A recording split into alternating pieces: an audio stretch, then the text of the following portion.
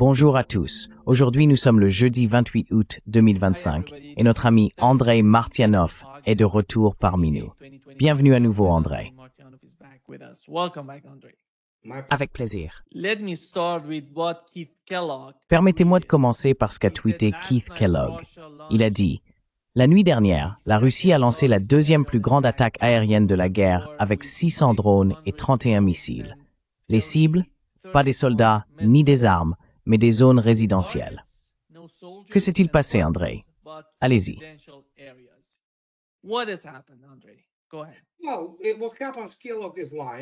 Eh bien, ce qui s'est passé, c'est que Kellogg ment, comme toujours, parce qu'il est leur. Eh bien, c'est un menteur. C'est un vaurien. Je veux dire, un général américain est maintenant un mème en Russie, surtout quand on regarde des gens comme lui. Ce type devrait simplement disparaître dans l'oubli, parce qu'il est absolument, encore une fois, il est inutile. Il soutient le régime nazi. Et sa fille, évidemment, et lui sont directement impliqués dans le fait de tirer profit de cela. Donc cela signifie, eh bien, qu'il n'a ni honneur ni intégrité.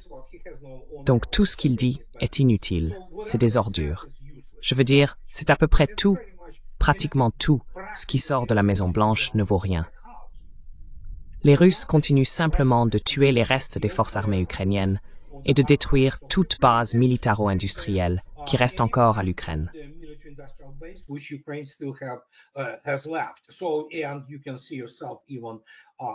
Donc, et vous pouvez le constater par vous-même, d'ailleurs je vais en parler demain, vous pouvez voir par vous-même comment par exemple les choses ont changé en ce qui concerne les installations industrielles, comme la très grande usine turque qui produit ces drones, les Bayraktar et ce genre-là.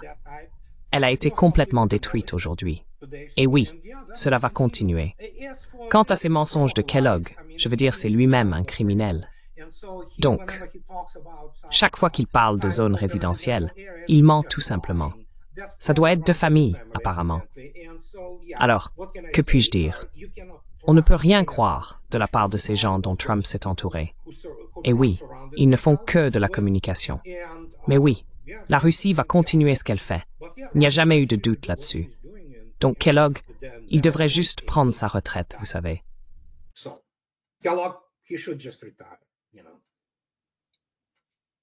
Est-ce un signe pour les Européens, pour les Allemands dont il parle?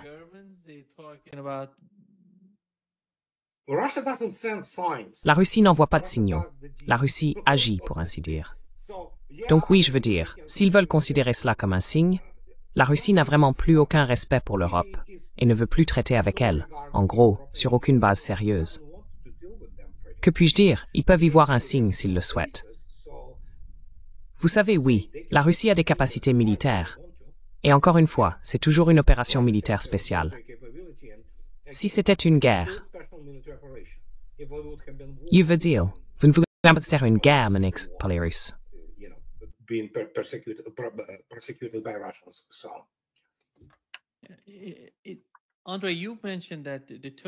Andrei, tu as mentionné que l'usine turque Bayraktar était en construction en Ukraine. Ils voulaient la construire pour produire des drones en Ukraine. Comment vois-tu l'implication de l'Azerbaïdjan et de la Turquie en Ukraine? Pourquoi ont-ils besoin d'être en Ukraine? Quel est leur jeu? Subissent-ils, d'une certaine manière, des pressions de l'Occident, des États-Unis? Comment pouvons-nous comprendre leur comportement?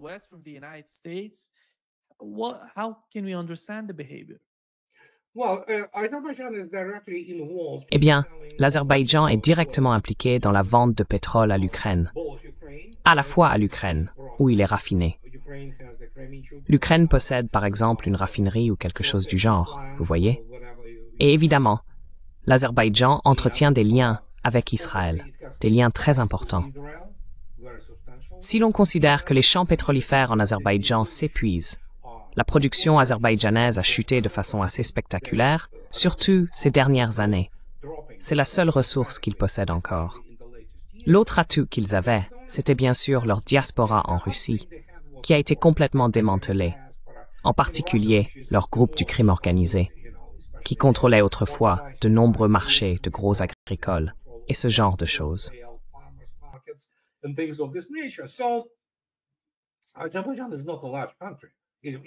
L'Azerbaïdjan n'est pas un grand pays en termes de population. Il est plus petit que, vous savez, quelques arrondissements de Moscou, donc il compte environ un peu plus de 10 millions d'habitants. Il y a environ 3,5 millions. Cela dépend. Il n'y a pas vraiment de statistiques précises à ce sujet récemment. D'Azéris vivant en Russie. Beaucoup d'entre eux sont citoyens russes. Ce sont des gens bien, travailleurs, vous savez. Mais oui, c'est à peu près tout. C'est la seule chose qu'ils ont. Et évidemment, le clan Aliyev, l'argent, le capital, a été stocké, pensait-il, à Londres. Mais, vous savez, quand vous mettez votre argent à Londres et pensez qu'il vous appartient, j'ai une nouvelle pour vous. Ce n'est pas le cas.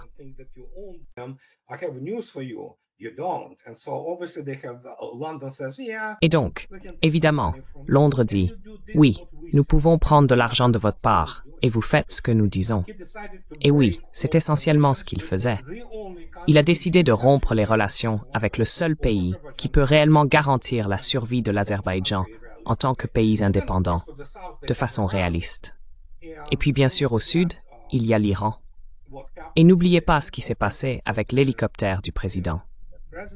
Et maintenant, les Russes leur ont déjà dit, « Les gars, nous avons des drones qui volent depuis votre territoire. » De toute évidence, le message n'a pas été compris. Donc maintenant, il est en train d'être compris. Et bien sûr, ils sont actuellement dans une impasse économique.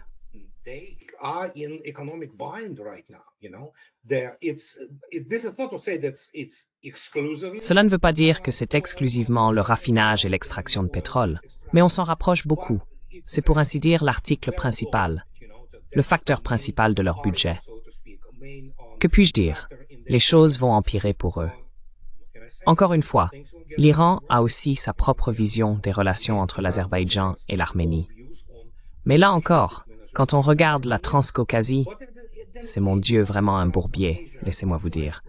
La culture là-bas, c'est le piège, vous voyez? Donc c'est le seul certain. Et si Aliyev et l'Azerbaïdjan continuent ce qu'ils essaient de faire, ça va très mal finir pour eux.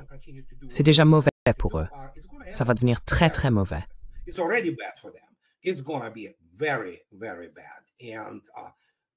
Et ils sont en train de rompre tous les liens historiques avec la Russie. Maintenant, ils disent que, oh oui, sous l'URSS, nous étions occupés. D'accord, bien sûr. Oui, ce sont en fait les Russes qui ont construit, avec Alfred Nobel, rien de moins, vous savez, qui ont bâti toute leur industrie d'extraction et de traitement du pétrole en Azerbaïdjan et qui ont fondé la première école européenne pour leurs ingénieurs pétroliers à Bakou, en référence. Et, vous savez, donc c'est comme d'accord, bien sûr. C'est ce que font les rôles libéraux, vous savez. Et puis encore, je veux dire, l'Azerbaïdjan a son propre destin historique. Mais s'ils veulent jouer les superpuissances dans leur région, ça ne finira pas bien pour eux. C'est aussi simple que ça.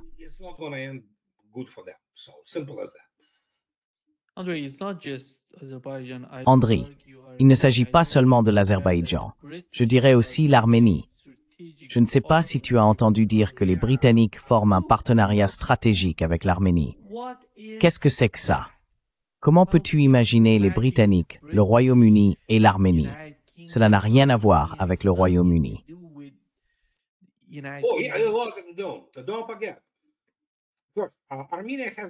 N'oubliez pas, tout d'abord, que l'Arménie a toujours été un cas très particulier, même à l'époque soviétique.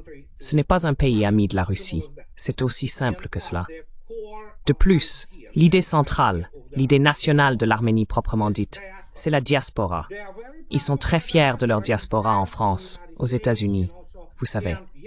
Et oui, Kim Kardashian, je suis désolé, elle est arménienne. Je ne sais pas s'ils doivent être fiers d'elle, mais manifestement ils le sont, vous voyez. Mais ils ont une diaspora très puissante, notamment en France par exemple. Le plus grand chanteur français, Charles Aznavour, il était arménien, vous savez. Yuri Djorkaeff, de l'équipe nationale de football française, arménien. Il y a beaucoup d'Arméniens en France. Et donc ils pensent que leur pays, qui n'a pratiquement aucune ressource, rien, vous savez, ils sont pauvres.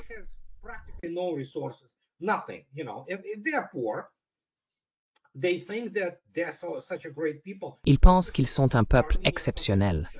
De toute évidence, la contribution des Arméniens, en tant qu'ethnie, à la culture russe et surtout à l'époque soviétique a été immense. Regardez Aram Ilyich Khachaturian, l'un des génies de la musique classique. Regardez Mikhail Gurevitch, MiG, les chasseurs MiG. De grandes personnalités sont issues de là. Ivan Kristoforovitch Bagramian, maréchal de l'Union soviétique, l'un des plus grands chefs militaires du siècle. Ils ont donc énormément contribué. Le problème, c'est qu'il s'agit d'Arméniens de Russie. Il y a beaucoup d'Arméniens russes. Certes, il y a aussi des questions liées à la diaspora. Mais pour une raison quelconque, les Arméniens de souche aiment se considérer comme appartenant, vous savez, au monde occidental. Donc, vous savez, à la diaspora française, à la diaspora américaine, surtout en Californie.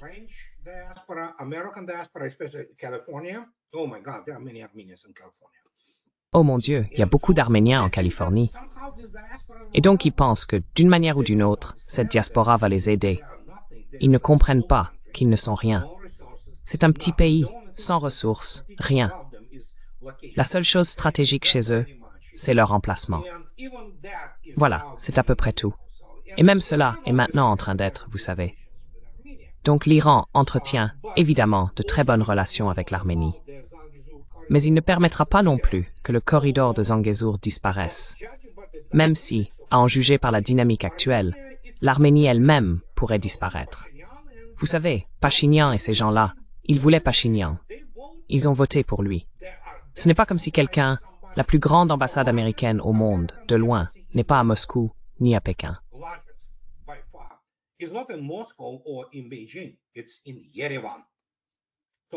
C'est à Erevan.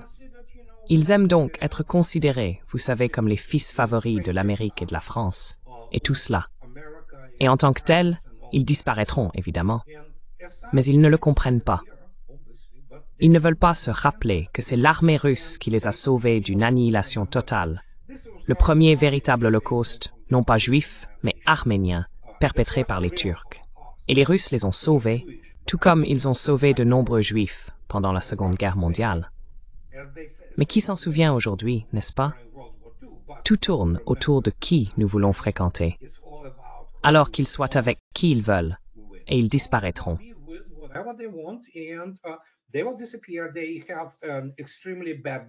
Ils ont une démographie extrêmement défavorable. Donc probablement, à terme, la plupart des Arméniens survivront en Russie. La Russie compte une population arménienne importante. Je veux dire, c'est des millions, pas des dizaines de millions, mais tout de même des millions.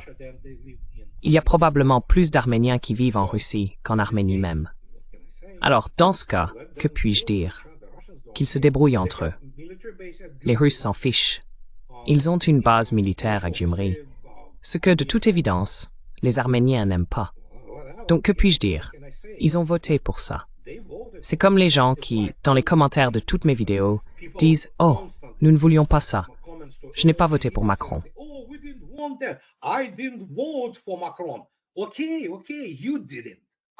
D'accord, d'accord, vous ne l'avez pas fait. Je comprends. Vous êtes un homme bien ou une femme bien, et c'est très bien. Mais la majorité de votre population l'a fait. Et je suis désolé, c'est comme ça que nous vivons, vous savez. Vous savez, j'ai voté pour Trump. Je ne m'en cache pas, vous voyez. Devinez quoi? Je vais devoir vivre avec les conséquences. D'accord? Mais les gens ne comprennent pas. Ils ne veulent jamais assumer la responsabilité du destin de la nation. Ou alors, c'est comme « Oh oui, c'est moi. » D'accord, très bien. Mais ils ont voté pour ça. Ils ont voté pour ce qui aboutira essentiellement à l'élimination physique de l'Arménie en tant que telle.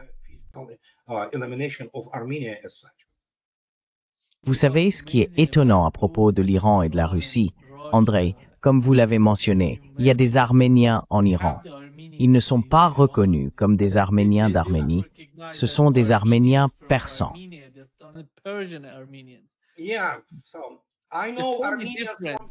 Oui, donc je connais des Arméniens de Syrie. Je connais des Arméniens de Syrie. Ce sont des gens formidables. Et la diaspora arménienne à Moscou, qui est importante. Il y a beaucoup d'Arméniens. Eh bien, l'une d'elles est Margarita Simonian. Elle est stupide. Mais d'une manière ou d'une autre, elle a été placée, on sait comment, à la tête de RT, par exemple. Mais ils ont de nombreuses personnalités médiatiques en vue. Des figures arméniennes des médias. Par exemple, Le directeur de Mosfilm est arménien. Shah Nazarov, tu sais. Donc il y a beaucoup de personnes d'origine arménienne, très en vue en Russie. Mais je peux te dire une chose. Je parlais à des Arméniens d'Alep, il y a quelques années. J'ai dit, pourquoi n'allez-vous pas en Russie alors, quand vous comprenez ce qui se passe, en gros? Et ils ont dit, la plupart des Arméniens ne veulent pas de nous là-bas. Quoi, j'ai dit, non, ils ne veulent pas.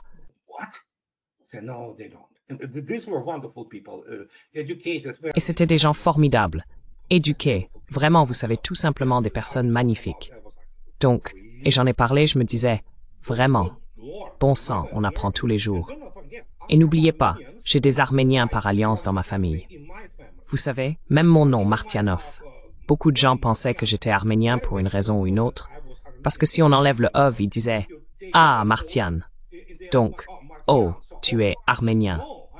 Non, je suis russe. Je l'ai toujours été. Et Martianov est un nom russe. Mais oui, oui. Et surtout quand on regarde ça, les Arméniens de Bakou sont aussi différents. Donc en réalité, comment dire, c'est difficile à exprimer. Mais vraiment, la notoriété que l'ethnie arménienne a reçue et à laquelle elle a contribué en tant que culture, c'était évidemment en Union soviétique.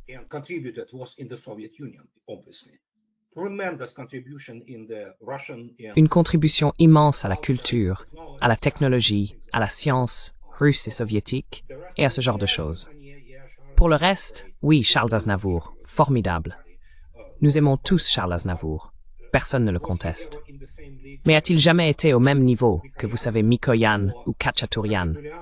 Je veux dire les chefs-d'œuvre musicaux et les ballets de Khachaturian.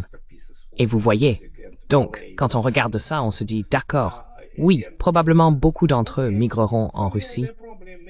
Les autres seront d'une manière ou d'une autre absorbés. Ou ce qu'il restera de l'Arménie proprement dite, finalement, vous savez, parce que l'Azerbaïdjan a clairement des plans expansionnistes. Et Pachinian, il est là, il agit selon des instructions venues de lieux étranges. Peut-être Londres, peut-être Paris, qui sait. Alors, que puis-je dire? De toute façon, c'est pas mon affaire, oui.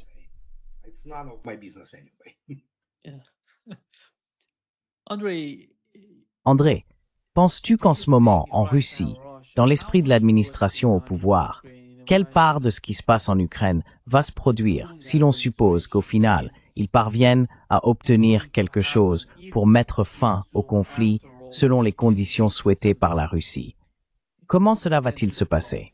Est-ce que tout dépend de ce qui se passe sur le champ de bataille ou considèrent-ils qu'ils peuvent aussi agir sur le plan politique?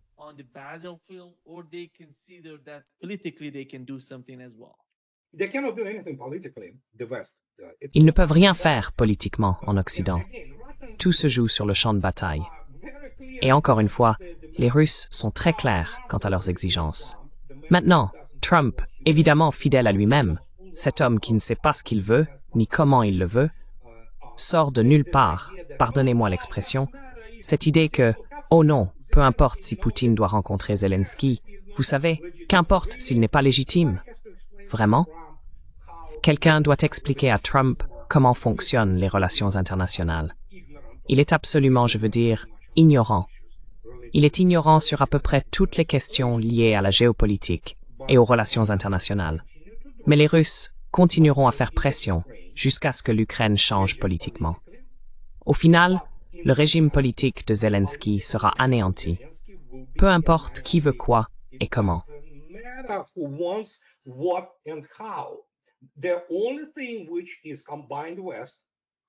La seule chose que l'administration sait produire, c'est beaucoup de vent.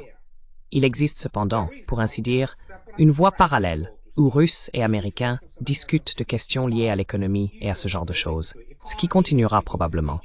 Mais politiquement, cela n'a aucune importance. Vous savez quoi? C'est toujours la même chose, jusqu'à la vérité d'Al Capone. Avec une parole gentille et une arme, on va beaucoup plus loin qu'avec une parole gentille seule. Si ces gens du Pentagone et de la CIA ne comprennent pas cela, ils doivent retourner au collège et recommencer leur éducation, et je n'exagère pas d'ailleurs, et se mettre dans la tête qu'il existe une chose qui s'appelle la corrélation des forces et des moyens, COIFM, et ils ne l'ont pas.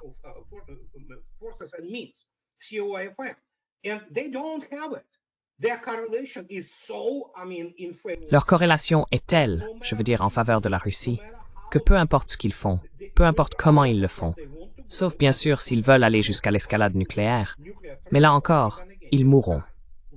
La Troisième Guerre mondiale éclate. Des milliards de personnes meurent. Même eux ne veulent pas cela. Donc sinon, il ne reste qu'à se résigner. Résignez-vous à cette réalité. Vous ne pouvez rien faire. L'armée américaine ne peut rien faire. Le Pentagone ne peut rien faire. Les Européens ne sont plus rien, ni militairement, ni industriellement. Ce sont des chihuahuas. Et c'est ainsi que cela sera. Et c'est ainsi que cela se passe en ce moment. La seule chose qu'ils ont toujours pu faire, et cela vient strictement de Machiavel, du Prince, vous savez, le célèbre et génial ouvrage de Machiavel, c'est de donner l'impression, de créer la perception de quelque chose.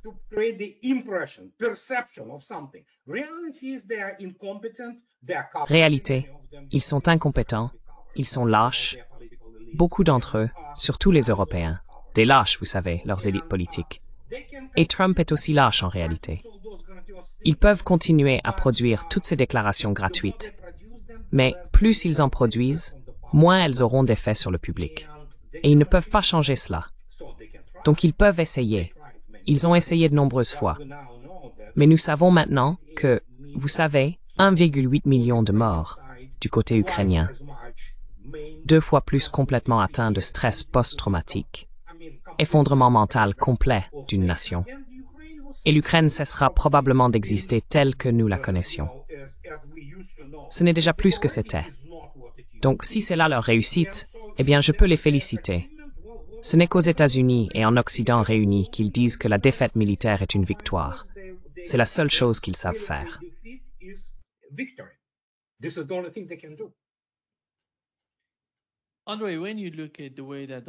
Andriy, lorsque tu observes la façon dont Donald Trump parle d'envoyer des armes à l'Ukraine, j'aimerais savoir quelle serait la réaction, quels seraient les commentaires, quelles seraient les analyses de ceux qui regardent ce genre de vidéos, ce type de rhétorique de la part du président américain. Voici ce qu'il a dit, Andrei.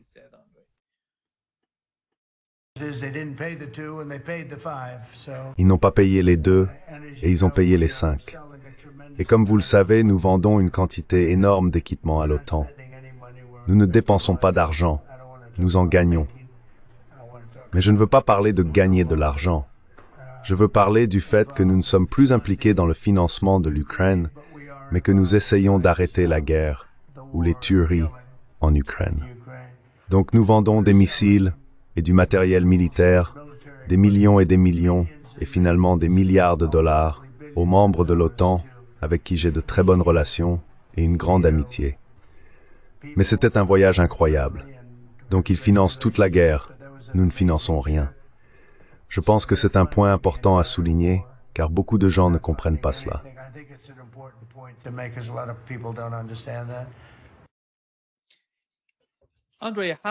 Andriy, tu connais ces gens. Tu es en contact avec beaucoup de personnes en Russie, des personnes raisonnables qui comprennent ce qui se passe.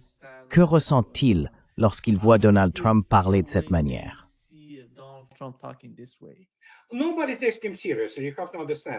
Personne ne le prend au sérieux. Il faut comprendre cela. Il y a beaucoup de mèmes. Il y a des gens qui rient aux éclats. Mais la vérité, c'est qu'il a soulevé un point dans cet article qui est tout à fait juste, que je répète depuis 10 ans. L'Europe est le déjeuner. L'Europe est le déjeuner de l'Amérique. Et il a raison.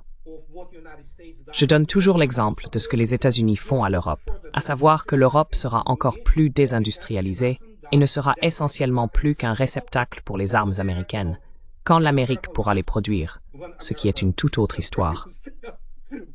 Mais le fait est que, prenons par exemple Álvaro de Bazán, le célèbre chantier naval espagnol. Les Espagnols, eh bien, dans une certaine mesure, évidemment, et à juste titre, en sont très fiers. Regardez les frégates Álvaro de Bazán. D'accord, voyons cela. Eh bien, devinez quoi? Álvaro de Bazán, la coque elle-même est fabriquée en Espagne.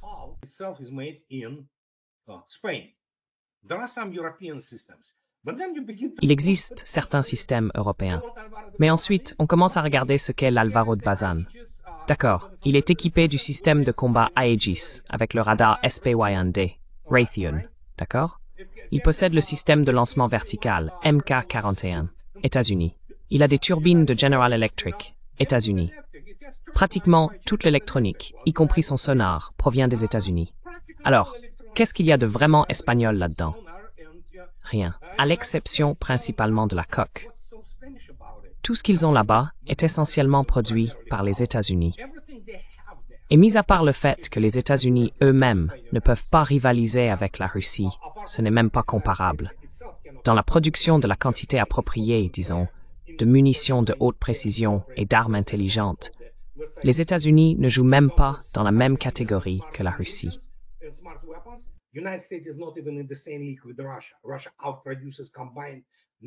La Russie surpasse l'ensemble de l'OTAN d'un ordre de grandeur dans la production de ses armes.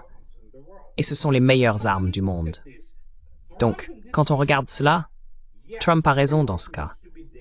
Oui, l'Europe doit être désindustrialisée. Elle doit être maintenue à un tel niveau qu'elle ne se révolte pas. Et bien sûr, ces chihuahuas dans les cercles politiques et les élites politiques, pour ainsi dire, en Europe, réprimeront toute forme de révolte publique. Même si les Européens ne sont pas prêts à se révolter, pour commencer. Ils accepteront cela sans broncher, et c'est ce que l'Europe a toujours été. Alors, qu'avez-vous?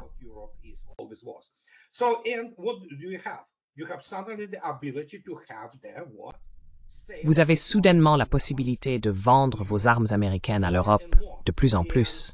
Et c'était le plan depuis le début, ce que tout le monde savait depuis, je ne sais pas, les années 2000. Essentiellement, l'Europe va devenir la rampe de lancement des États-Unis. Et bien sûr, les États-Unis vont fournir de l'énergie à l'Europe, y compris d'ailleurs du gaz russe et toutes sortes d'autres choses, en revendant aux Européens. Et évidemment, aussi aux Américains, du gaz naturel liquéfié, par exemple, à 3 fois le prix auquel ils l'achetaient à la Russie. Et oui, l'Europe, c'est fini. C'est terminé. Donc ils seront autorisés à exister. Eh bien, pas au niveau de la République de Weimar, même si cela n'est pas exclu à l'avenir. Cela pourrait aussi arriver.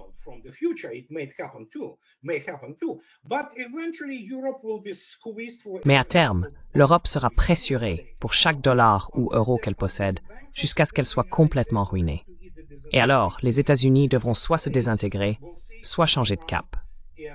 Nous verrons comment Trump, et celui qui lui succédera, gérera la situation de la catastrophe économique qui se profile ici, aux États-Unis. C'est aussi simple que cela. Vous savez, cela a été prédit par tellement de gens que ce n'est même plus drôle d'en parler. Donc oui, l'Europe est le dindon de la farce. Ils doivent s'y résigner. Ils l'ont cherché, ils l'ont voulu. La seule chose qu'ils ne comprennent pas, c'est que, même s'il, par exemple, l'histoire du F-35, bien sûr le F-35 c'est de la camelote volante. C'est une horreur pour la guerre. C'est horrible. Et les États-Unis produisaient autrefois de très bons avions de combat, vous savez. Ce n'est plus le cas aujourd'hui. Le F-35, c'est bien celui qui est furtif, non? Oui, ils appellent ça la furtivité, oui. Donc c'est... N'allons pas là-dessus. C'est pour les fanboys et les gens qui n'ont jamais étudié la physique ou quoi que ce soit. Mais oui, la furtivité, oui, la furtivité. Et donc, le problème ici, c'est que certains, comme l'Espagne, disent « Non, nous n'achèterons pas le F-35. Nous allons passer à la prochaine version de l'Eurofighter. » L'Eurofighter est un bon avion, ne vous y trompez pas. Pour les années 2000, c'était un très bon avion. Il ne l'est plus autant aujourd'hui, comme on l'a vu aussi avec les performances des Rafales, par exemple les Rafales français, lors de cette récente escarmouche, disons-le ainsi, entre l'Inde et le Pakistan.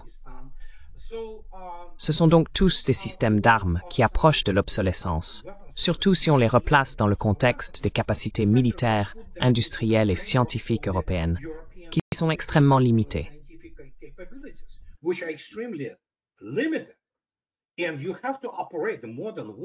Et il faut mener la guerre moderne, comme l'a montré l'opération militaire spéciale. Il faut disposer de toute l'infrastructure, de tout l'environnement qui permet de maintenir une domination informationnelle et de reconnaissance sur le champ de bataille. L'Europe n'a pas la capacité de faire cela. C'est aussi simple que ça.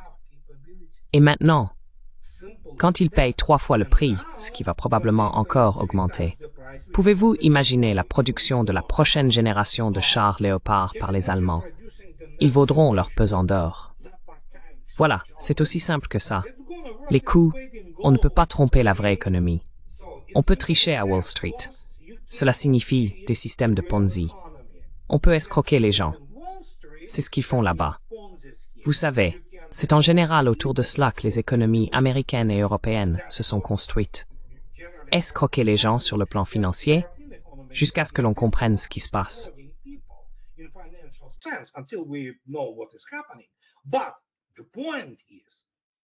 Mais le fait est que vous devez avoir des capacités militaires, industrielles et scientifiques pour développer tout ce dont vous avez besoin.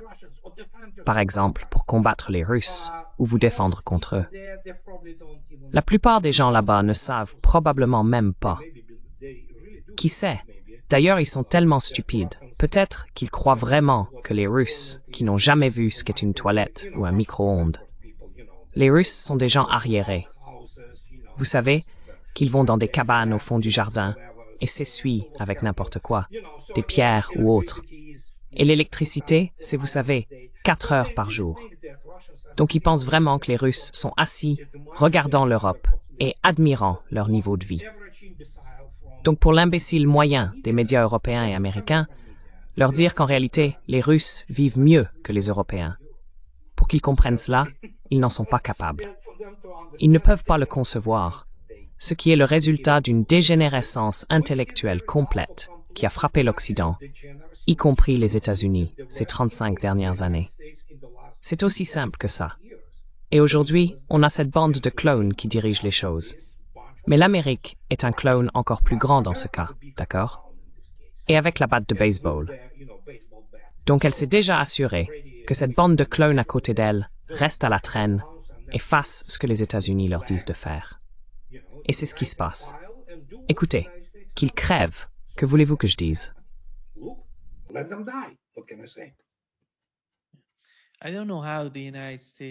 Je ne sais pas comment les États-Unis peuvent se sauver du complexe militaro-industriel, car après tout, même si quelqu'un essaye de changer la politique étrangère, il ne pourra pas y arriver. Et Donald Trump, avant d'être élu, parlait de ces sujets. Aujourd'hui, on ne voit plus cela. Il est totalement à l'opposé, à 180 degrés de ce que nous avons vu avant l'élection.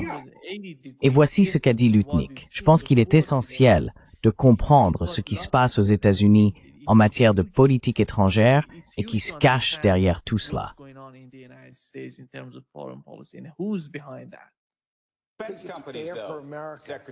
Je pense que c'est juste pour l'Amérique. Pourquoi le gouvernement américain ne dirait-il pas « Vous savez quoi? Nous utilisons les services de Palantir. Nous aimerions avoir une part de Palantir. Nous utilisons les services de Boeing. Nous aimerions avoir une part de Boeing. » Il y a beaucoup d'entreprises qui travaillent avec le gouvernement américain et en tirent profit. J'imagine que la question est « Où se situe la limite? »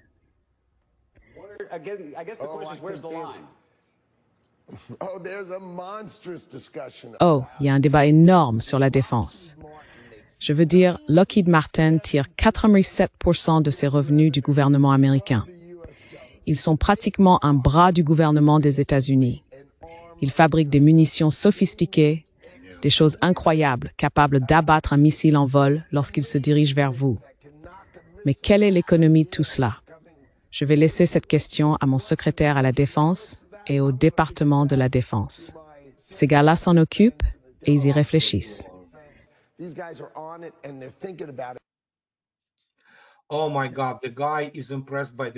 mon Dieu. Ce type est impressionné par le fait que les systèmes de défense aérienne peuvent abattre un missile en plein vol.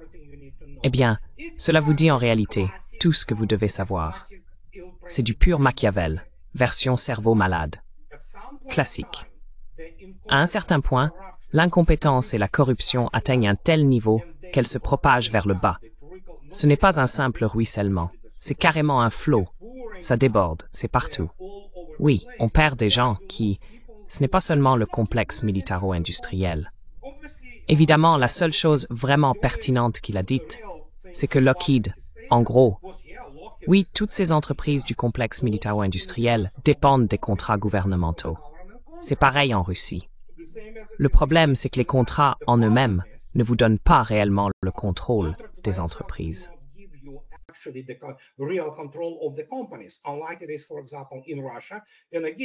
Contrairement, par exemple, à la Russie. Et encore une fois, les États-Unis ne sont pas faits pour la guerre. Cette nation, les États-Unis, ne sait pas ce qu'est la guerre. Point final. Prenez n'importe quel soldat ou officier américain. Entrez dans n'importe quelle académie militaire aux États-Unis et posez la question, combien de vos proches sont morts en défendant Boston contre ces fichus colonnes blindées de Manstein? Combien de fois les États-Unis ont-ils été bombardés? Où avez-vous vu cela? Combien de proches avez-vous perdus à cause de viols, de meurtres, d'assassinats, ou ont été réduits en esclavage? Combien de vos biens ont été incendiés à la suite de frappes? Aucun d'entre eux n'en a la moindre idée. Aucun. Il n'y a pas un seul militaire américain qui comprenne cela et puisse le saisir. Maintenant, descendez plus bas, allez plus loin.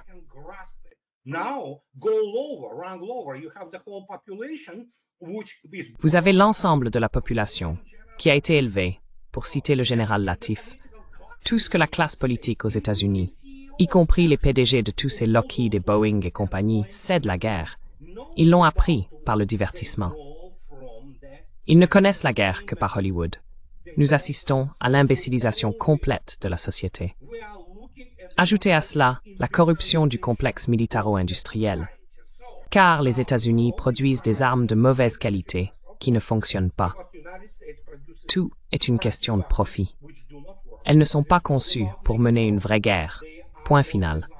Aucune d'entre elles, à l'exception de certains systèmes d'armes de la marine américaine. Mais même ceux-là sont désormais obsolètes. Et qu'avez-vous alors? Vous avez aussi l'AIPAC, qui a corrompu à peu près tous ses leviers de contrôle.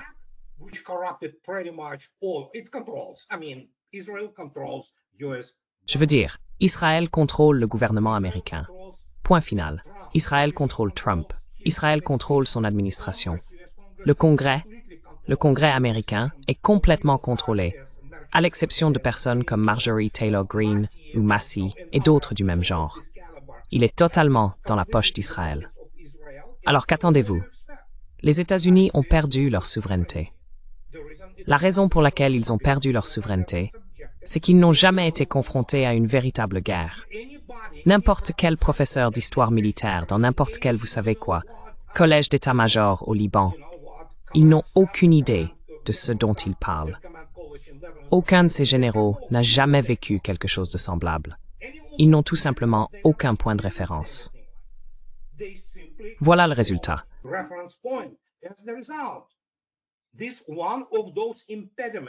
C'est l'une de ces situations où les obstacles à l'incompétence et à la corruption ont été complètement levés historiquement aux États-Unis. Et par conséquent, cela crée un environnement qui permet de faire quoi? Des choses corrompues, lucratives, dégénérées. Et oui, il n'est pas nécessaire de produire quoi que ce soit qui fonctionne. Pourquoi? Nous l'avons vu. As-tu vu la défense aérienne américaine, soi-disant israélienne, mais qui reste américaine? L'Iran a littéralement, je veux dire, écrasé Israël, tu sais. Et c'est l'Iran. Leurs missiles étaient très impressionnants pour un pays constamment sous sanctions. Je veux dire, ils ne sont pas du tout au niveau, par exemple, de ce que la Russie peut faire, te lancer dessus, tu vois? Et c'est ça le problème. Ils ne comprennent toujours pas.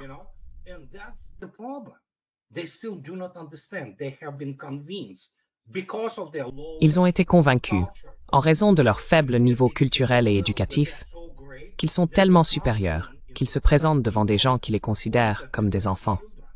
Je l'ai déjà dit, prenez Petraeus. Il serait ridiculisé lors du briefing matinal d'une brigade interarmes en Russie, en tant qu'incapable notoire d'ailleurs. Et il en va de même pour n'importe quel général américain. Nous avons vu comment Donahue, Aguto et tous ces gens ont planifié la contre-offensive en 2003. Cela a été fait par des amateurs. Ces gens-là n'ont aucune idée de ce qu'ils font. Ils sont diplômés de toutes ces écoles de guerre et tout le reste, mais ils n'ont aucune notion de l'art de la guerre. Ils ne comprennent littéralement pas comment on élabore une stratégie. Et quand on commence à regarder cet abîme béant d'incompétence et de corruption, à quoi peut-on s'attendre?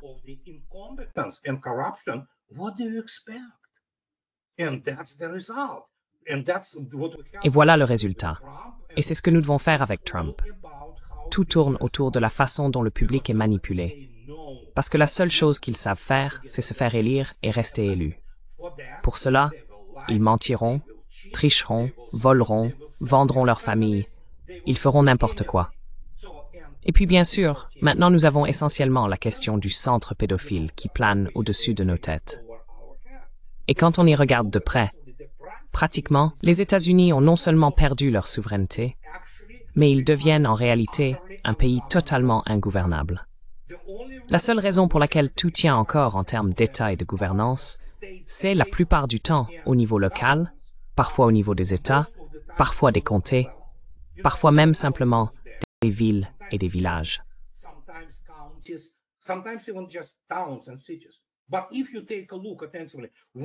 Mais si vous regardez ce qui se passe, regardez la Californie. C'est incroyable. C'est incroyable. Mais ce n'est même plus les États-Unis. Je veux dire, les gens qui y vivent, beaucoup d'entre eux, ce ne sont tout simplement pas des gens normaux. Nous assistons à un effondrement mental complet aux États-Unis. L'Europe est déjà mentalement complètement... Je veux dire, ils sont en fait l'exemple numéro 1 qu'il faudrait placer dans un asile. Je veux dire, leur population en général, ce ne sont pas des gens normaux. Ils ne peuvent pas comprendre. Ils ne font que percevoir les choses. Ils ne voient pas les faits. Ils ne comprennent pas le monde extérieur. Et en conséquence, ils sont complètement crédules. Exciter un Européen dans une frénésie militaire et de haine, un jeu d'enfant.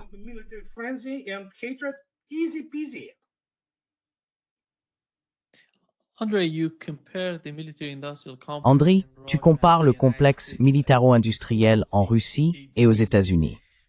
Je pense qu'il existe une différence entre eux.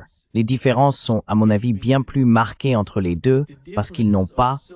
Le complexe militaro-industriel en Russie n'a rien à voir avec la politique étrangère de la Russie. L'État, le gouvernement, l'administration décident de la politique étrangère et de la politique intérieure. Mais aux États-Unis, d'une certaine manière, ils décident de la politique intérieure et de la politique étrangère des États-Unis. Ce sont eux qui dirigent la politique étrangère des États-Unis.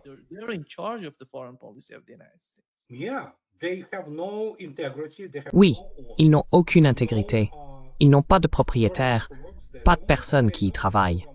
La seule chose qu'ils connaissent, c'est le résultat net et le profit. Point final.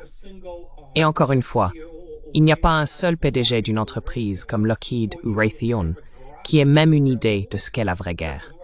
C'est pour cela que les armes américaines sont nulles. Regardez, comme je l'ai déjà dit, elles sont nulles. Ils continuent à produire de la camelote qui date des années 1990. Et vous ne pouvez pas changer cela. Et encore une fois, écoutez, vous ne pouvez pas avoir des types qui d'abord rappelons ce qui a été fait à Boeing, d'accord? Rappelons-nous comment nous en sommes tous arrivés là.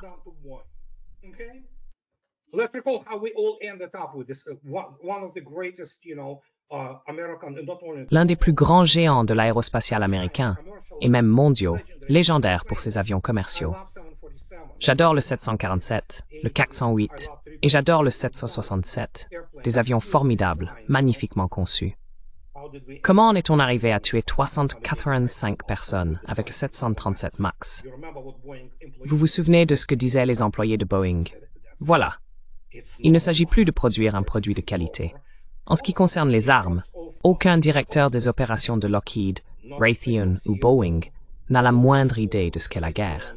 Ils ne savent pas, comme je l'ai déjà dit. L'Amérique est la seule superpuissance au monde à être totalement ignorante de la guerre, car elle n'en a jamais connu.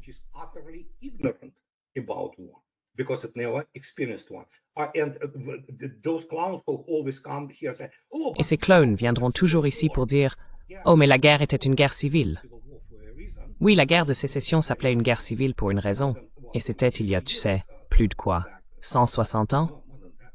Non, plus que ça. Oui, à peu près. Donc oui, il y a des guerres civiles. Mais il faut comparer avec la guerre civile russe de 1918 à 1922. Ce n'est même pas du même ordre. Les gens ne comprennent pas. Ils pensent que, oh mon Dieu, tu sais, l'ampleur des choses. Oh mon Dieu, Gettysburg. 3 jours, 20 000 victimes. Essai 8 heures et presque 100 000 morts à Borodino en 1812. Qu'en dis-tu? As-tu déjà vu quelque chose comme ça?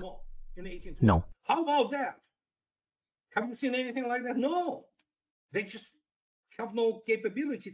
Ils sont tout simplement incapables de le comprendre et de réaliser qu'à tout moment, en temps de guerre réelle, votre enfant, votre femme, un proche, mère, père peut être tué par quelque chose qui tombe du ciel, ou ils peuvent être exécutés, vous savez, alignés contre un mur, et ils en ont aucune idée. La seule chose qu'ils connaissent, c'est l'Holocauste. Parce que Hollywood n'a jamais vraiment produit de bons films militaires. Les Russes adorent ça. Il faut sauver le soldat Ryan et tous ces films, vous voyez. Donc, et vous savez, c'est comme ça qu'on pourrait expliquer cela aux gens. On ne peut pas. Il faut avoir cet environnement culturel, et à terme, ce problème commence à tuer. Ce qui se produit déjà, tout ce qui a toujours fait la grandeur de l'Amérique.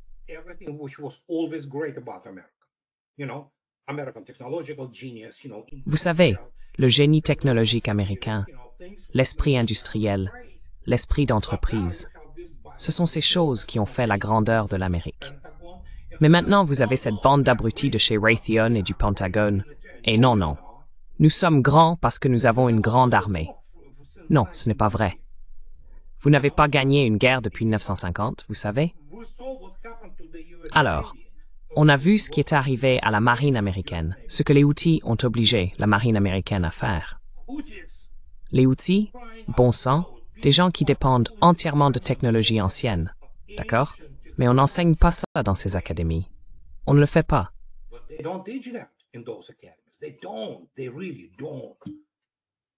Ils ne le font vraiment pas. Et en conséquence, vous le voyez vous-même. Et oui, ils continuent à produire cet équipement qui ne fonctionne pas. Le Patriot PAC-3 est une blague. Et je veux dire littéralement une blague. Regardez les chars Abrams, regardez toutes ces choses. Et ils disent, oh oui, nous sommes bons. Vous savez, l'US Air Force, avec quoi? En faisant voler leurs vieux avions? De bons appareils. Ne vous méprenez pas. Le F-15 était un excellent avion à une époque. Le F-16 est l'un des jouets les plus sexy jamais produits. Un bel avion, mais totalement obsolète. Qu'ont-ils? Des F-22? Eh bien, les Russes ont volé face aux F-22 en Syrie, et ils n'ont pas été très impressionnés, honnêtement. Et toute cette histoire de furtivité, évidemment, c'est du grand n'importe quoi, vendu aux passionnés. Alors, comment s'y prennent-ils? Eh bien, ils continuent à produire ces cochonneries et à les vendre aux Européens.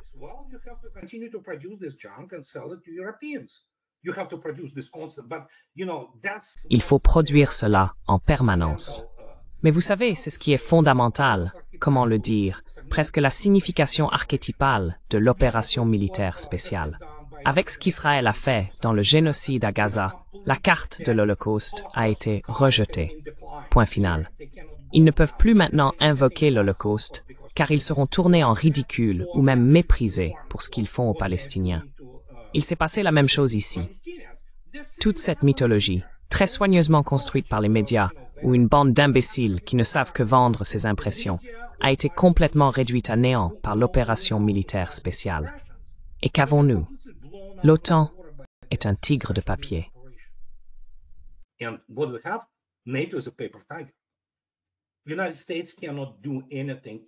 Les États-Unis ne peuvent rien faire. Ils ne savent même pas planifier correctement des opérations. Et soudain, lorsque ces réalités ont été révélées, pouvez-vous imaginer? C'est pour cela que nous avons les BRICS. C'est pour cela que l'Inde a dit aux États-Unis d'aller se faire voir. La Chine, n'en parlons même pas. Ils ne s'en soucient même plus. Alors le Brésil? Oui, parce que tout le monde a vu. Oh mon Dieu, la Russie seule s'est dressée contre l'Occident uni et a gagné. Ce n'est pas juste une sorte de chose bizarre. C'est une technologie extrêmement avancée et une science militaire extrêmement avancée et des choses comme ça. Maintenant, tout le monde dit « Oh oui, les Russes ont gagné. Oui, je te l'avais dit. Tu aurais dû me demander. Je te parle de ça depuis 2014. » Ils n'ont tout simplement pas écouté, parce qu'ils n'ont pas de classe.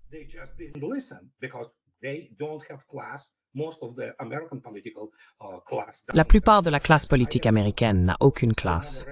Ce sont des gens profondément incultes. Ils n'ont jamais lu un livre sérieux de leur vie. Demandez-leur qui est Sveshen. Ils ne savent pas. Allez au département d'État et demandez-leur ce qu'ils ont lu. Tout ce qu'ils traversent dans l'éducation, c'est du lavage de cerveau, c'est de l'endoctrinement. Ce n'est pas vraiment de l'éducation. Voilà le résultat. Tout n'est que des empreintes, comme Machiavel l'avait prédit. Nous avons finalement été submergés par cette explosion d'imbéciles, de corrompus, de criminels de guerre, de toutes sortes de pédophiles. Et oui, à un certain moment, la densité de ce matériau, pour ainsi dire, surtout au sommet, est devenue si énorme que maintenant le système est tout simplement ingérable. Et nous en voyons les résultats.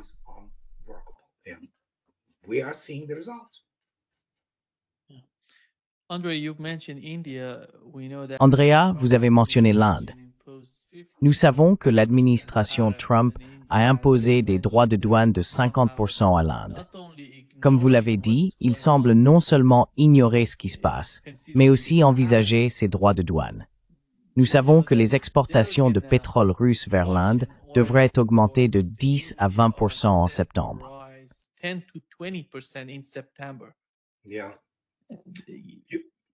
Oui, on ne peut pas expliquer à Trump, dont la vie est construite autour de slogans, de tromperies dans l'immobilier et du spectacle, ce qu'est la fierté nationale.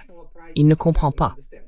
Vous voyez, agiter le drapeau américain, le serrer dans ses bras et dire « nous sommes les meilleurs » n'a rien à voir avec la fierté nationale.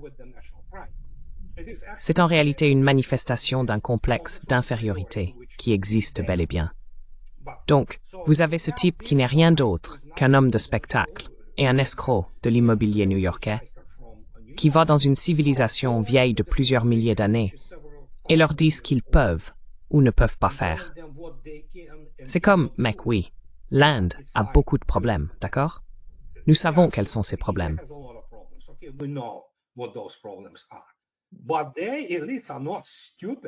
Mais leurs élites ne sont pas stupides. En fait, si vous regardez leurs élites brahmanes, elles sont vraiment compétentes. Elles sont bien éduquées. Et si quelqu'un pense que la plupart des Indiens iraient vendre leur pays, non, j'ai un pont à leur vendre. Et M. Modi, c'est un nationaliste.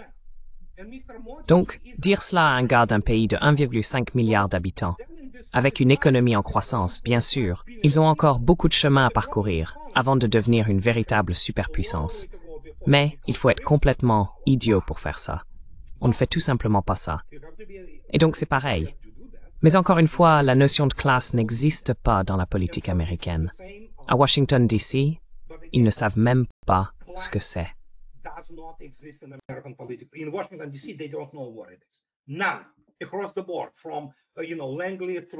Personne, dans l'ensemble, de Langley jusqu'aux autres, ce sont tous des gens qui ont été complètement endoctrinés. Une nouvelle génération. Et puis il y a Trump. Oui, ce type ne comprend pas ce à quoi il a affaire. Que puis-je dire? C'est comme ça qu'il est. Et par conséquent, l'Inde a dit aux États-Unis d'aller se faire voir. Et bien sûr, maintenant, nous avons l'ATS qui arrive à Pékin le 3 septembre.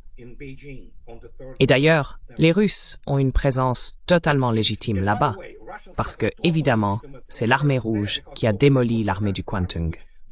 Donc la question, c'est que ce sera les BRICS en parade, d'accord? Et cela fait passer les États-Unis pour un pays arriéré, d'accord? Oubliez l'Europe. Plus personne ne parle sérieusement de l'Europe aujourd'hui.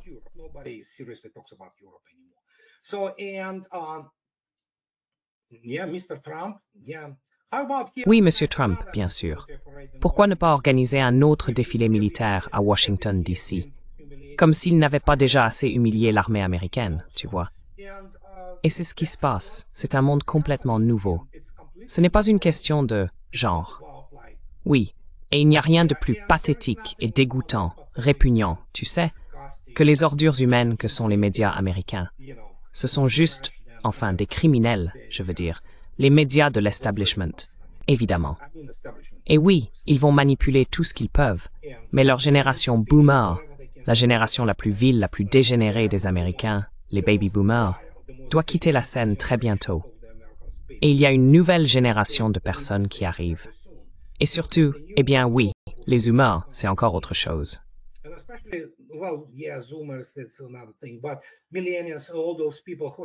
Mais les millennials, toutes ces personnes qui ont été privées des avantages du développement de l'Amérique après la Seconde Guerre mondiale, regardent aujourd'hui un pays où la criminalité augmente, où règne la détresse économique et le sans-abrisme.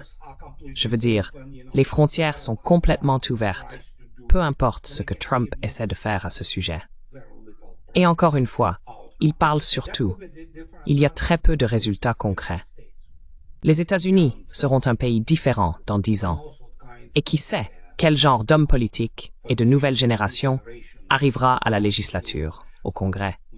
Peut-être que beaucoup d'entre eux seront déjà libérés de la corruption de l'AIPAC, et beaucoup sont en réalité très anti-israéliens.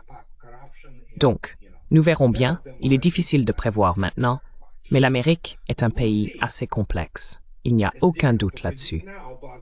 Mais l'Europe, c'est fini. C'est terminé. C'est bel et bien terminé.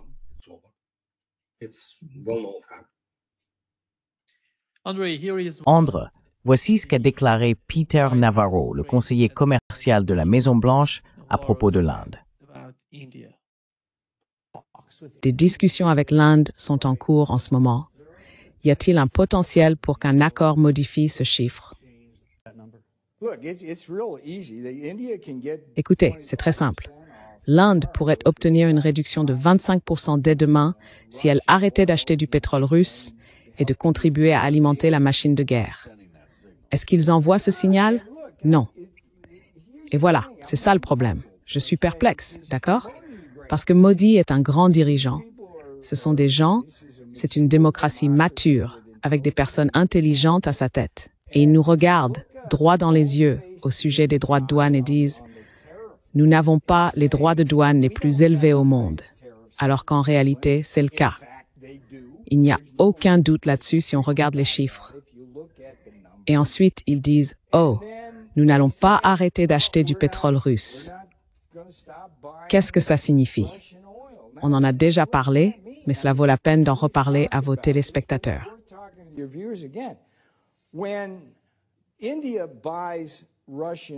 L'Inde achète du pétrole russe à prix réduit, puis les raffineurs indiens, en partenariat avec des raffineurs russes installés en Inde, traitent ce pétrole et le revendent à prix fort au reste du monde. La Russie utilise l'argent ainsi obtenu pour financer sa machine de guerre et tuer davantage d'Ukrainiens. Et ensuite, bien sûr, l'Ukraine vient nous voir, nous et l'Europe, pour demander « Donnez-nous encore de l'argent ». Donc, tout le monde en Amérique est perdant à cause de ce que fait l'Inde. Les consommateurs, les entreprises et les travailleurs perdent tous parce que les droits de douane élevés de l'Inde nous coûtent des emplois, des usines, des revenus et des salaires plus élevés. Et puis les contribuables perdent aussi parce que nous devons financer la guerre de Modi. D'accord? La route vers la paix passe au moins en partie par New Delhi. Vous voulez dire la guerre de Modi? Je veux dire la guerre de Modi. D'accord, laissez-moi vous demander ceci, parce que la route vers la paix passe en partie par New Delhi. C'est l'œuvre de Modi. C'est une ignorance incroyable.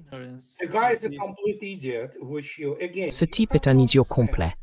Encore une fois, il faut comprendre que chaque produit de Harvard est, comme je l'ai déjà dit, extrêmement inculte. Formaté, un crétin, en somme. La plupart, pas tous. Ne vous y trompez pas. Mais Navarro est un idiot complet. Il ne comprend rien à la guerre. Il ne comprend rien à une véritable économie. Il ne comprend manifestement rien à la Russie. Absolument rien. Parce que les États-Unis n'ont pas d'experts sur la Russie. Non, ils n'en ont pas. Ils n'en ont pas à la CIA. Ils n'en ont pas à la NSA. Ils n'en ont pas au Conseil de sécurité nationale. Ils en ont nulle part. Ce qu'ils ont, c'est une bande de soi-disant experts de l'élite.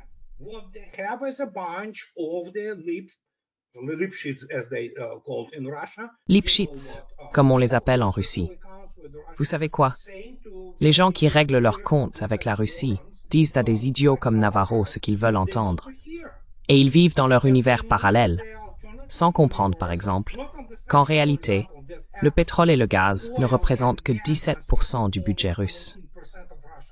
Mais encore une fois, on ne peut pas expliquer à un idiot de Wall Street ou à quelqu'un qui n'a jamais dirigé quoi que ce soit, de plus qu'un 7-Eleven, comment tout cela fonctionne. Ils ne savent pas. Monsieur Michael Hudson l'a brillamment expliqué, et il a écrit tant de livres remarquables. Ce qu'on enseigne là-bas comme économie n'a rien à voir avec l'économie réelle. C'est une sorte de mélange confus. D'abord, l'économie n'est pas une science.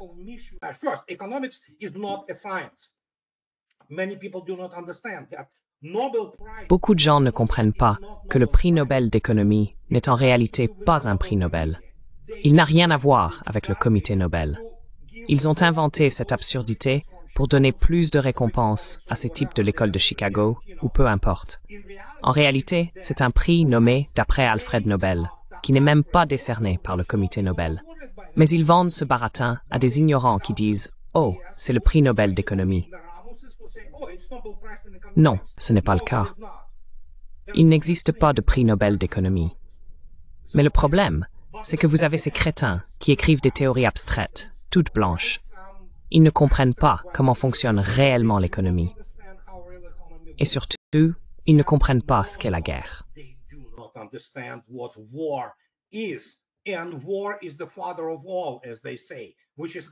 Et la guerre est le père de tout, comme on dit, ce qui est vrai. Ils ne comprennent pas.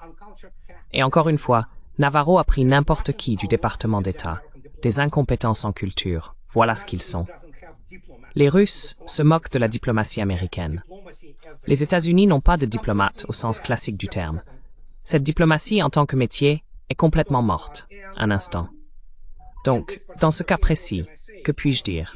C'est bien, c'est mauvais. C'est vraiment mauvais. Et quand une nation perd son expertise et son expérience, et encore une fois, l'enseignement des sciences humaines aux États-Unis est une plaisanterie.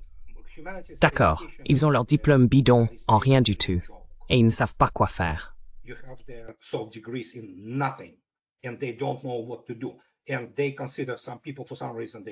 Et ils considèrent certaines personnes, pour une raison quelconque, ils considèrent que, oh oui, Navarro sort et explique, machine de guerre.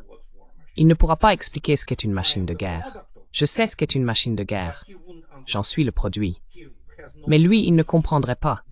Il n'a aucun outil, parce que ce qu'on lui a appris, ses expériences, sont sans rapport avec la vraie vie. Les expériences de ces gens-là se limitent principalement aux clubs de golf et de yacht de la côte Est, probablement aussi de la côte Ouest. C'est tout. Peut-être un bon scotch, et c'est à peu près tout. C'est la seule chose qu'ils ont. Et par conséquent, que puis-je dire? C'est mauvais. C'est mauvais. Et nous allons probablement vers une idiocratie totale. Un film merveilleux. Qui aurait jamais pensé que ce serait un documentaire? Et donc, nous avons littéralement des idiots à tous les postes de pouvoir et d'influence.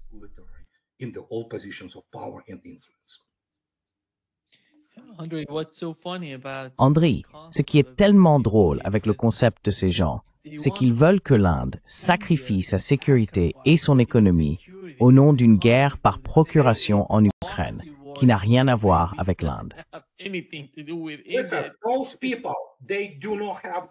Ces personnes n'ont pas la notion d'honneur, d'intégrité ou de loyauté nationale. Elles ne l'ont pas. Pratiquement un quart, non, pas un quart, je veux dire 15% de la population des États-Unis, environ 57 millions. Ils disent, vous savez, les chrétiens sionistes, ils n'ont pas de loyauté envers les États-Unis. Leur loyauté va à Israël et à tout ce qui leur vient à l'esprit de la Bible concernant l'enfer ou le paradis. Donc, ils acceptent, par exemple, le génocide des Palestiniens. Non seulement ils l'acceptent, mais ils l'applaudissent. Voilà ce qui se passe ici. Et nous en parlons encore une fois. Voulez-vous demander à M. Navarro ce qu'est l'intégrité? Il n'en a aucune notion.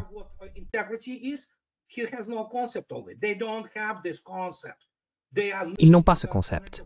Ils vivent dans un univers moral, scientifique, industriel, peu importe, alternatif, qui n'est que de la pensée magique. J'appelle cela une chambre d'écho. Ils renforcent continuellement leurs illusions. Et c'est pourquoi, par exemple, je l'ai déjà dit, je n'exagère pas. Ce n'est pas de l'hyperbole. Ce n'est pas une figure de style. Faites entrer Kellogg, Kim, Petraeus ou Donoghue dans le briefing matinal, par exemple. d'une brigade interarmes russe, où l'état-major se réunit, et ils seront ridiculisés. Ils seront expulsés comme des personnes absolument incompétentes professionnellement, pour même discuter des questions qui s'y rapportent.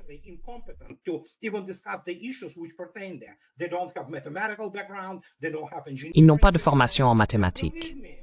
Ils n'ont pas de formation en ingénierie. Et croyez-moi, je connais des personnes qui commandent bien plus que des brigades. Et je sais qui elles sont. Je sais quel type d'éducation et de formation elles ont reçu. C'est donc tellement éloigné de l'expérience américaine que je ne saurais trop insister là-dessus. Et en conséquence, ils en souffrent. Ils inventent toutes sortes de bêtises désespérées.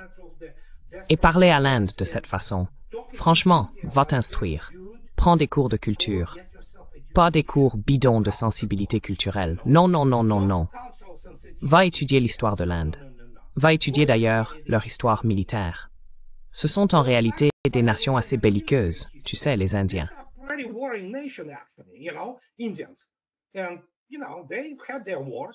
Et vous savez, ils ont eu leurs guerres. Certaines, ils les ont perdues.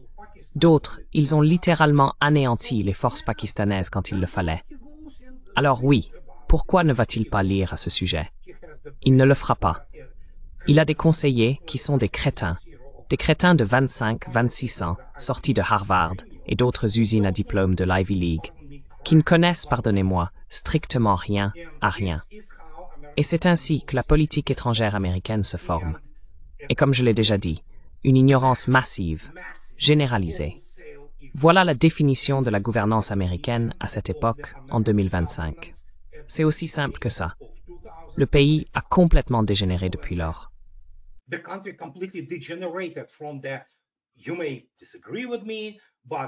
Vous pouvez ne pas être d'accord avec moi, mais les deux derniers hommes d'État ayant eu, pour la plupart, une excellente équipe, surtout en politique étrangère, et en particulier les diplomates dirigés par James Baker, étaient, bien sûr, Bush père.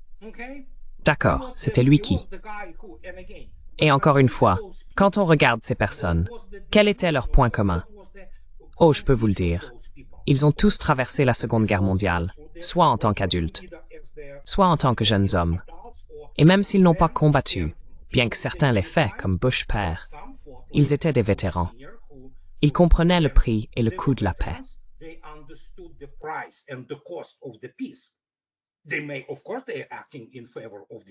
Bien sûr, ils agissaient dans l'intérêt des États-Unis, et bien sûr, ils agissaient dans l'intérêt du complexe militaro-industriel, mais c'étaient des personnes compétentes. James Baker est l'un des meilleurs diplomates que les États-Unis aient jamais eu, avec évidemment le très estimé Jack Matlock, le meilleur ambassadeur. Joseph Bayard, cependant, était l'autre. Après cela, plus rien. Une terre stérile d'imbéciles. Regardez Michael McFaul. Ce type est un crétin certifié, en réalité. Et il enseigne à Stanford, où, pour une raison quelconque, ils n'enseignent pas, ils endoctrinent, ils ne savent rien. McFaul n'en sait absolument rien. Et il a déjà été la risée des Russes lorsqu'il était ambassadeur. Voilà le niveau.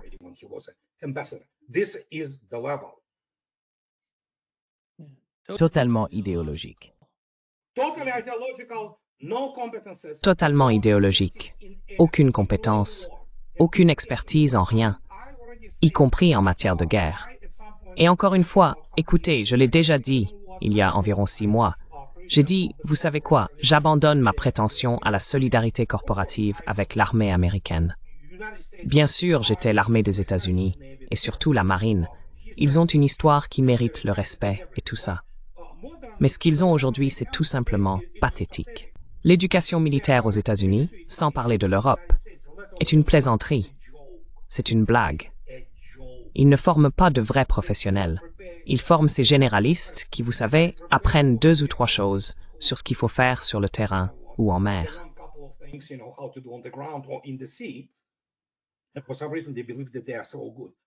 Et pour une raison quelconque, ils croient qu'ils sont si compétents. Ils ne le sont pas.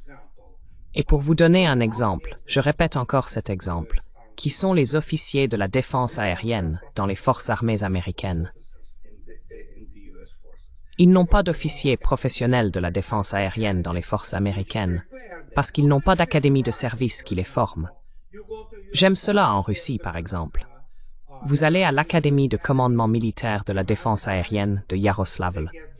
Ils obtiennent un diplôme de 3e cycle en ingénierie militaire, et ils obtiennent un diplôme en sciences militaires. 5 ans, 6 jours par semaine. Et devinez quoi? En dehors de toutes ces matières militaires générales, tout tourne autour des complexes de défense aérienne. Comment les concevoir? Comment les faire fonctionner? Les mathématiques, la tactique et les opérations.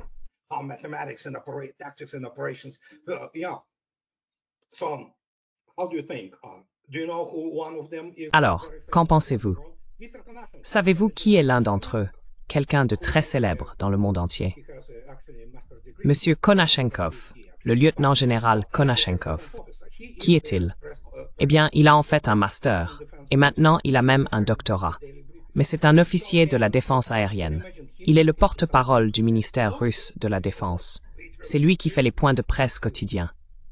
Et pouvez-vous l'imaginer en train de parler à un type qui dit « Oh, vous savez quoi? Patriot 3, oui, évaporé S500. » Et cela ne fait même pas réagir, quelque chose d'aussi simple. Merci beaucoup, Andrei, d'avoir été avec nous aujourd'hui. Un grand plaisir, comme toujours.